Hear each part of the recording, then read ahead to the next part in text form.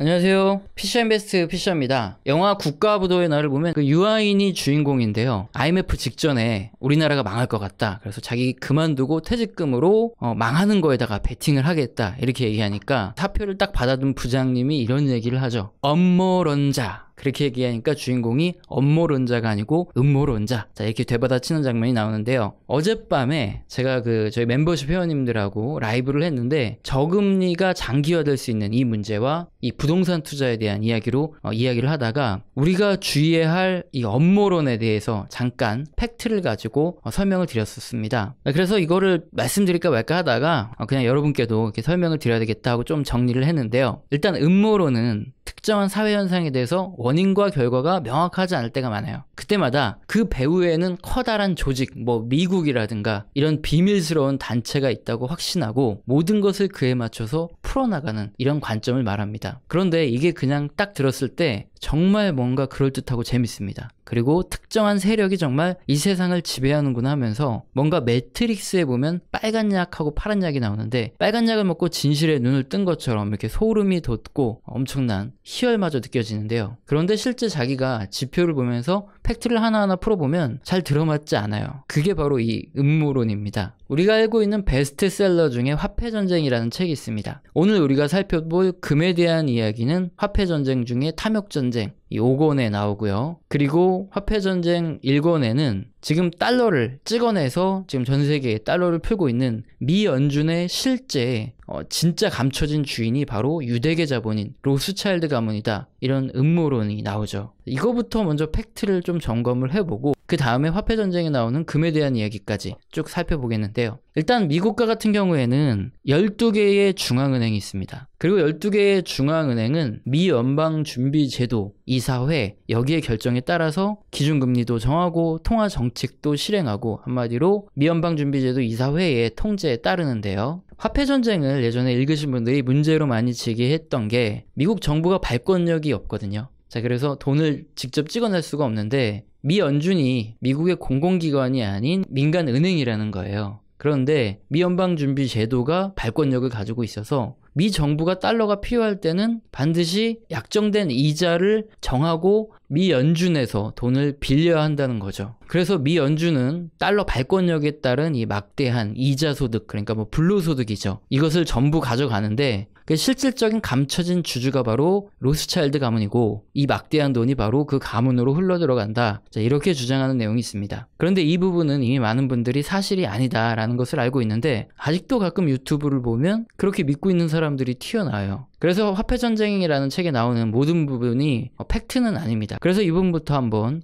직접 지표를 보면서 팩트인지 아닌지 점검을 하고 그 다음에 금으로 넘어가겠습니다. 결론부터 말씀드리면 미 연준의 화폐 발행 이익이든 운영 이익이든 모든 발생된 이익은 매년 미국 재무부로 거의 99.9%가 넘어갑니다. 되게 싱겁죠? 지금 보여드린 그림이 바로 미 연준 홈페이지에 나와 있는 내용입니다. 이 숭늉빙의 화폐전쟁 이후 굉장히 많은 사람들이 질문을 했나봐요. 연방준비제도에서 이 찍어낸 화폐 발행 이익은 정말로 로스차일드 가문으로 넘어가냐? 이렇게 물어보는 경우가 너무 많아서 홈페이지에 아주 대문짝만하게 모든 이익은 미국 재무부로 매년 다 귀속이 됩니다. 자세하게 설명을 해놨습니다. 그래서 그림과 같이 미 연준의 회계보고서가 매번 공개가 되는데 잉여금이 좀 있어야 되겠죠. 100억 달러 한도로 이 금액만 비상금으로 딱 챙겨놓고 나머지 모든 이익금을 전부 다 미국 재무부에 다 보냅니다. 로스차일드 가문으로 보내는 게 아니었죠. 혹시 이런 사실을 몰랐던 분이 혹시 화폐전쟁을 좀 뒤늦게 읽고 업무론을 들으시고 감탄하셨던 분이 계신다면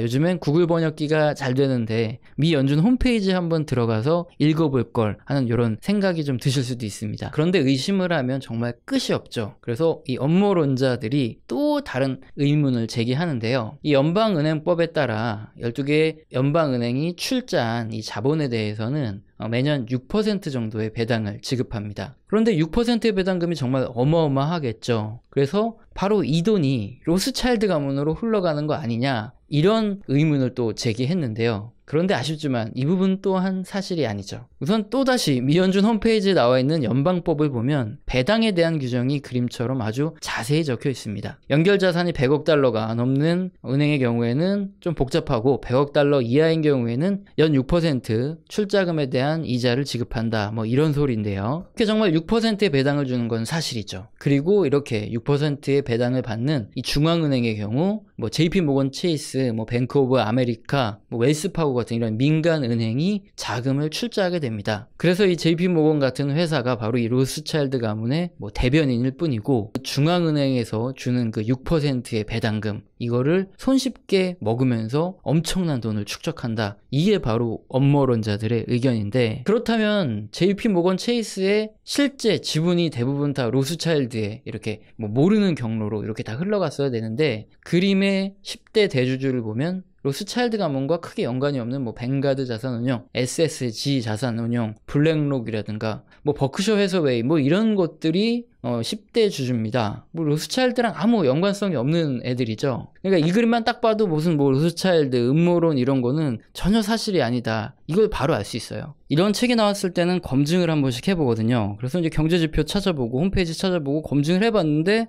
정말 말도 안 되는 소리였구나. 이걸 아는 순간 사기를 당했다 이런 생각이 좀 들고 정말 진실은 무엇일까 이런 생각이 들면서 화폐전쟁이란 책은 그 다음에 나온 시리즈들은 뭐 거의 안 읽었던 것 같습니다. 그래서 굉장히 흥미로운 관점은 있었지만 모든 경제 문제를 이렇게 음모론적인 관점에서 뭐 미국은 나쁜 놈 그리고 중국이 앞으로 금을 많이 보유하고 뭐 위안화를 통해서 세계 경제를 지배해야 된다 뭐 이런 방향으로 해석하는 게 문제가 있었다 이런 부분 주의를 해야 되는 책이었습니다. 그리고 나서 2014년에 화폐전쟁, 탐욕전쟁이라는 제목이 책이 또 하나 나오는데 여기에 바로 금에 대한 내용이 나옵니다. 그런데 또 역시나 여기에서 저자가 경제 문제에 대해 접근하는 방식은 또 미국은 나쁜 놈이고 중국은 또 좋은 놈이고 중국이 위안화를 기축통화로 이렇게 해야 된다. 그거를 이제 기본 전제로 딱 깔고 있어서 100% 믿지는 말고 받아들일 부분과 버릴 부분을 버려야 하는데 그런데 아쉽지만 그런 책을 읽고 그거를 그대로 검증 없이 100% 진실로 받아들이는 분들이 꽤 있고 아직도 유튜브 내에서도 굉장히 찾아보면 많더라고요. 그래서 팩트만 가지고 한번 이야기를 해보겠습니다. 4.12 황금 대학살이라는 내용이 나오죠. 중국이 금을 엄청나게 많이 보유하고 있고 미국은 사실상 뭐 금이 없다 이런 전제로 시작을 하고요. 금 가격이 많이 오르게 되면 중국이라든가 다른 나라들이 달러보다 금을 더 선호하게 되고 그렇게 되면 이 기축통화라는 달러의 지위가 흔들리기 때문에 금 가격을 억지로 학살했다, 끌어내렸다 이런 관점입니다. 그 주장 중에 첫 번째로 알아볼 게 바로 오퍼레이팅 트위스트입니다. 일단 오퍼레이팅 트위스트가 뭐냐면 가지고 있던 단기 국채를 매각한 돈으로 장기 국채를 매수하는 이 자산 변화만 꾀하는 거죠. 근데 오퍼레이팅 트위스트를 왜 실행했냐면 이 기존에 실행했던 양적 완화가 실물 경제는 살아나지 않는 반면 통화량만 크게 늘려서 주식이나 부동산 등 자산 가격만 상승시키고 실물 경제는 살리지 못한다. 이런 비판이 굉장히 컸기 때문입니다. 자, 실제 2013년 뭐 이때 보시면 실물 경제는 살아나지 않는 반면에 주식시장과 부동산만 계속 오르던 이런 장세가 펼쳐졌던 것 아마 기억을 하실 겁니다. 미연준은 이런 비난을 수용해서 내놓은 것이 바로 이 OT라고 하는 오퍼레이팅 트위스트인데요. 또 대규모 국채를 찍어내서 돈을 푸는 방식 대신에 가지고 있던 단기 국채를 매각한 돈으로 장기 국채를 매수하는 이 자산 변화만 꾀하는 거죠. 연준이 단기 국채를 매각하게 되는데 단기 국채 가격이 떨어지면 단기 금리는 오릅니다. 그런데 문제는 이 단기 국채 같은 경우에는 듀레이션이라는 게 작아서 금리 변화가 그렇게 크지 않고요. 단기 금리는 기준금리랑 굉장히 밀접하게 움직이거든요. 그래서 뭐 채권 변화, 금리 변화의 상승폭은 상대적으로 적은 반면 10년물 이상의 장기 국채를 만약에 매입하게 되면 국채 가격이 크게 오르면서 장기 국채 금리는 거의 폭락을 합니다. 왜냐하면 듀레이션이 크기 때문에 더 국채 가격 변화에 따른 금리 변화가 크거든요. 자, 이렇게 되면 장기 국채 금리와 연계된 게 바로 대출 금리거든요. 그래서 주택담보대출의 금리가 하락을 해서 가계의 부담, 기업의 부담이 감소를 하고요. 마찬가지로 기업의 대출 금리도 하락하면서 기업의 숨통이 트이기 때문에 경제를 쉽게 살릴 수 있다 이렇게 생각하고 실행했던 정책입니다. 그런데 음모론에서 보면 바로 금 가격을 미국이 강제로 끌어내리기 위해서 오퍼레이팅 트위스트를 사용했다 이렇게 주장을 하죠. 하지만 그건 정말 소수 의견일 뿐이고요. 다수 학자들은 미국이 달러 패권을 유지하려고 이런 위험한 정책을 썼다? 이건 뭐 전혀 맞지 않는다 이렇게 얘기합니다. 일단 첫 번째 근거를 살펴보면 지표에 바로 나오는데요. 오퍼레이팅 트위스트를 실행하면 장기 국채금리는 하락하고 단기 국채금리는 상승한다. 이런 결과가 온다고 말씀드렸죠. 그런데 장단기 스프레드라는 것이 있습니다. 이건 아마 많이 들어보셨거나 아니면 한 번은 들어보셨을 텐데 장기 국채금리, 그러니까 10년물 국채금리에서 단기 국채금리인 2년물 국채금리를 뺀 값입니다. 상식적으로 기간이 길수록 금리가 높죠. 그런데 이게 역전되는 경우가 발생합니다. 오퍼레이팅 트위스트와 같은 경우죠. 그러니까 강제로 장기 국채 금리를 끌어내리고 단기 국채 금리를 올리는 이러한 경우에 장단기 금리가 역전이 되는 현상이 발생을 하거나 아니면 경제가 굉장히 어려워질 것으로 예상할 때 역시나 장단기 금리가 역전을 하거든요. 그렇다면 이렇게 장단기 스프레드가 역전될 때마다 금값이 폭락을 했어야 하는 거죠. 그런데 지금 역사적인 차트를 보면 장단기 금리가 역전되는 것과 금값은 상관관계를 찾을 수 없습니다. 가장 최근에 보시면 장단기 스프레드가 역전됐을 때 금값이 폭락을 했나요? 아니죠. 자, 그리고 여기서 주장하는 게 단기 국채 금리를 올렸다. 그래서 단기 국채 금리가 오르면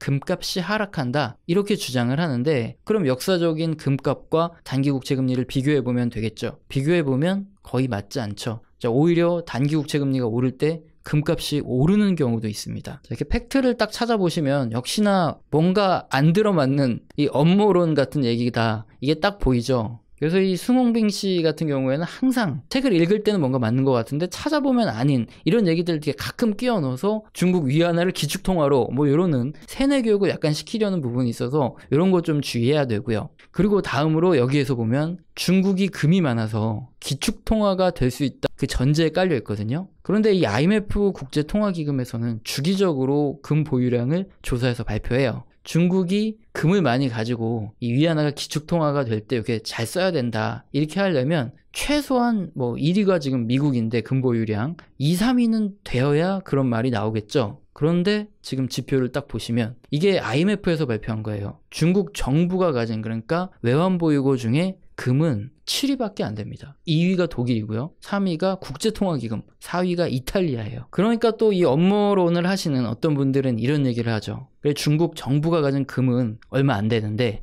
중국 민간에서 3만 톤을 가지고 있다. 그래서 사실 금 보유는 중국, 뭐 인도 이런 데가 넘버원이다. 이렇게 주장을 하죠. 그러면서 중국은 사회주의 국가, 뭐 공산주의 국가니까 정부에서 국민들이 보유한 금을 그냥 강제로 환수해서 강탈하면 세계 1위의 금 보유국이 되고 그렇게 되면 위안화가 기축통화가 된다. 뭐 이런 얘기를 하시는 분들도 있는데 문화대혁명이라고 들어보셨나요? 문화대혁명을 간단히 말씀드리면 마오쩌둥이 이제 공산주의 주장하면서 열심히 하자 했는데 결국에는 뭐 경제도 안 좋아지고 상당히 어려워지니까 점점 정권을 잃게 된 거예요. 자, 그러니까 갑자기 이 정권을 다시 회복하기 위해서 이 부르주아 계급에서 자본주의, 뭐 봉건주의, 관료주의가 이 공상당의 사회 곳곳을 지배하고 있어서 지금 우리가 이렇게 됐다. 이것을 숙청하자. 이렇게 하면서 벌어졌던 사건이죠. 중국에서도 경제가 어려워지면 정권이 뒤집히기 때문에 중국이 아무리 이런 공산주의 국가라고 해도 강제로 전 국민이 보유한 금을 강탈해가지고 정부에 귀속시킨다. 자, 이거는 굉장히 어려운 일이다. 이거는 꼭 기억을 하셔야 되고요. 그리고 뭐 달러 패권이 흔들리면 근본이제로 간다고 하는데 근본이제는 필연적으로 디플레이션이라는 게 발생해요.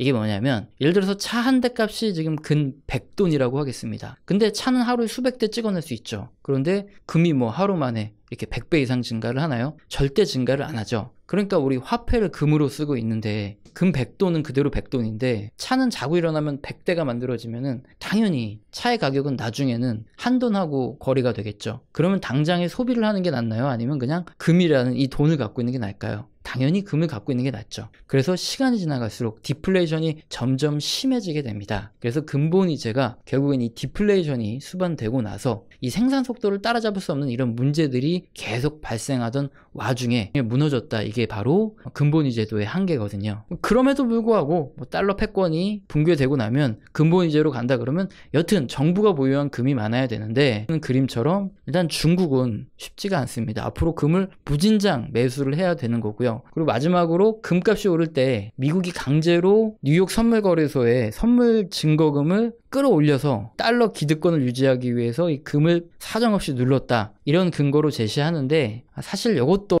약간은 말이 안 되는 그런 내용이 좀 있습니다. 이유는 또 CME 홈페이지에 그냥 들어가시면 돼요. 그러니까 뉴욕 선물거래소 여기에 들어가 보시면 이 선물거래소에서 이 매도자와 매수자 상호 간의 안전한 청산을 보증하고 있어요. 그래서 신용 통제를 아주 철저히 합니다. 거래가 중간에 뭔가 잘못됐다 그러면 아예 거래소에서 거래를 안 해버리기 때문에 신용으로 먹고 사는 데가 바로 이 거래소라는 거죠. 특히 금 가격이 갑자기 급등을 하거나 뭐 이러는 구간에서는 선물의 매도자의 경우에는 리스크가 크게 증가합니다. 예를 들어서 금 선물을 온스당 $1,000에 선물을 매도한 사람이 있다고 할게요. 그럼 만기에 이 사람은 $1,000에 매도를 할 의무를 가진 사람입니다. 그런데 현재 금 가격이 $2,000로 딱 올랐다 이러면은 이렇게 매도를 했던 사람은 보유한 금 현물을 완전 반값에 그냥 매도를 해야지만 되는 거고, 그게 안 되면은 현금으로라도 그에 상응하는 금액을 줘야지만 이게 됩니다. 그게 강제적으로 이루어져야지만 사람들이 믿고 상품 거래소에서 선물 거래를 할 수 있거든요. 그걸 강제하는 게 바로 이 증거금 제도라는 겁니다. 증거금을 미리 가지고 있다가 변제가 안 되겠다 싶으면 이 증거금을 가지고 바로 청산을 해버리는 이 제도예요. 그래서 그림처럼 금 시세가 이렇게 갑자기 올라가면 증거금을 끌어올려서 이 안전에 대응을 하는 겁니다. 그러니까 금값을 강제로 끌어내리는 게 목표가 아니라 만기에 지급불능 상태가 나타나면 자기들이 망하니까 자기들 지키기 위해서 신용 통제를 한다는 거죠. 여기 그림에 아주 자세히 나와 있죠. 그리고 이렇게 영어로 나와 있지만 이게 철저하게 신용을 보증하고 거래가 확실히 되도록 자기들이 보증을 한다. 자, 이런 내용입니다. 뭐 결론적으로 뭐 화폐의 전쟁이 완전히 틀렸다 뭐 이런 걸 얘기한다기보다는 이 지표를 찾아보고 하나하나 검증을 해봐야 된다는 거예요. 위안화가 기주통화돼야 된다. 자, 이렇게 만들고 싶은 경제학자의 관점에서 짜맞춘 어떻게 보면 업무론의 내용이기 때문에 이런 걸 감안하고 봐야 되겠죠. 자, 그럼 이렇게 업무론의 관점에서 보는 게 아닌 정상적인 경제학자들이 금 가격을 예측하는 방식을 설명드리겠습니다. 역사적으로 금 가격은 미국 10년물 장기 국채와 가장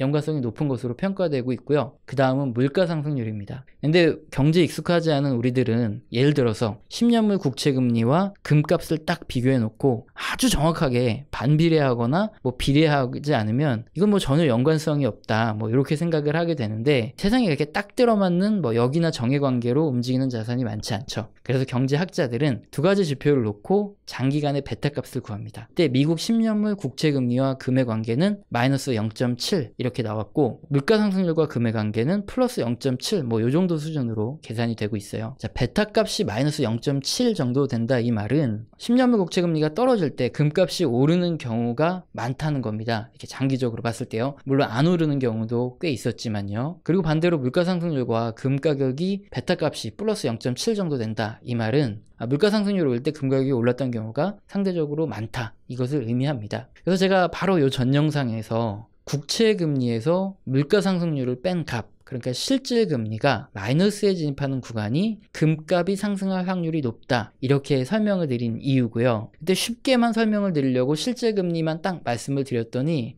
이해를 잘 못하시는 분들이 좀 있는 것 같아서 제가 좀 더 쉽게 풀어서 설명을 드린 겁니다. 물론 더 어려운 내용이 있는데 수치까지 들어가면 정말 아무도 안 보시기 때문에. 그래서 지금 현재 국채 금리는 저금리가 유지될 가능성이 굉장히 높고요. 반면에 돈을 굉장히 많이 풀어서 물가 상승률은 올라갈 가능성이 있죠. 그래서 금값은 당분간은 오를 가능성은 있는데요. 문제는 미 연준이 경제 회복이 된다 이걸 감안하고 금리를 올릴 수 있다 이런 시그널을 주는 경우입니다. 그때가 아마 금값의 클라이막스가 될 수 있으니까 그때 잘 뛰어내려야 된다 뭐 이런 얘기고요. 그리고 두 번째로, 근데 선물 증거금이 이렇게 일정 이상 높아지게 되면 금의 거래량이 크게 감소합니다. 그러면서 얼마 후에 금 가격이 폭락하거나 하락했던 사례가 많기 때문에 이때 증거금이 오른다 이런 것들은 거래량이 감소한다는 측면에서 금 가격이 하락할 수 있는 확률이 높아진다 이런 거에 좀 주의를 기울여야 합니다. 그래서 지금 마지막 내용만 딱 들으시면 어떻게 금에 대해서 대응을 해야 되는지 딱 답이 나오실 겁니다. 오늘은 팩트에 대해서, 그리고 음모론에 대해서, 그리고 금 가격, 그리고 미 연준의 실질 주주가 뭐 정말 로스차일드인가 아닌가 이런 것들을 한번 분석해 봤습니다. 오늘 영상도 마음에 드셨다면 구독과 좋아요는 꼭 눌러주시고요. 지속적으로 시청 부탁드립니다.